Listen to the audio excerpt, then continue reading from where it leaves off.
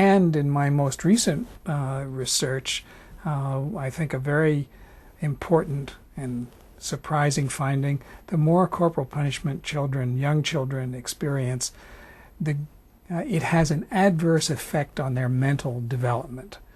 Children who are spanked, their mental development gets slowed down as compared to children who are not spanked.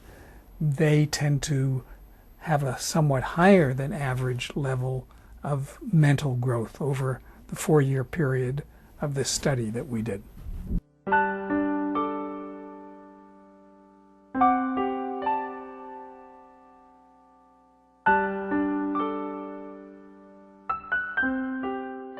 Who's more likely to be abused? Who's more likely to be hurt? And there very clearly, the younger you are, the more likely you are to be badly injured or killed.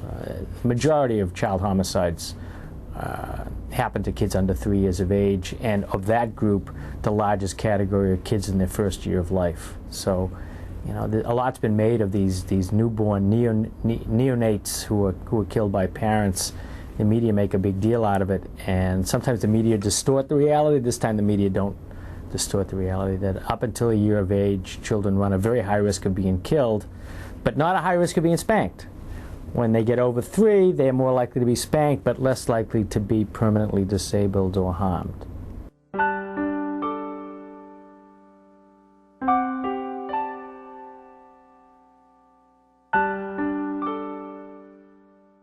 You know, a lot of parents feel as though they're going to use physical punishment on their toddlers and preschoolers because the child doesn't understand other things.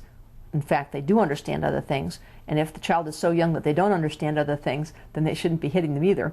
But be it what it may, the argument is that I'll stop using that when he's a little older.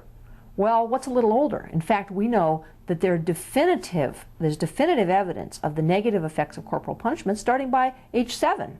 And people haven't changed. As I said earlier, although 90% are physically punishing 3-year-olds, we still have 60% hitting 10 to 12-year-olds. So people don't change the means that they're using. Why not? Well, a couple of things are relevant here. One is that once you've used a painful stimulus, something less painful doesn't work as well. And people tend not to use other things. They use the thing that comes quickest to their hand, which is a hit.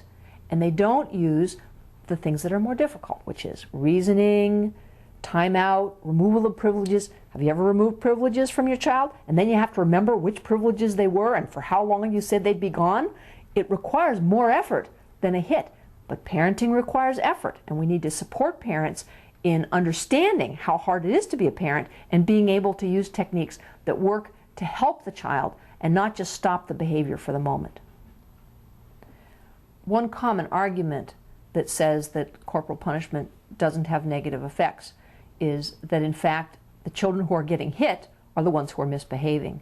But Murray Strauss has now done a study which controlled for the child's antisocial behaviors at the beginning of the study, and what he found was that 3 to 6-year-old children, over a period of 2 years, the more they were spanked, the worse their antisocial behavior was later, even taking into account the amount of misbehavior they had at the start of the study. That's really important information, and we need more studies like that to be able to convince people of this as an independent risk factor for misbehavior in children.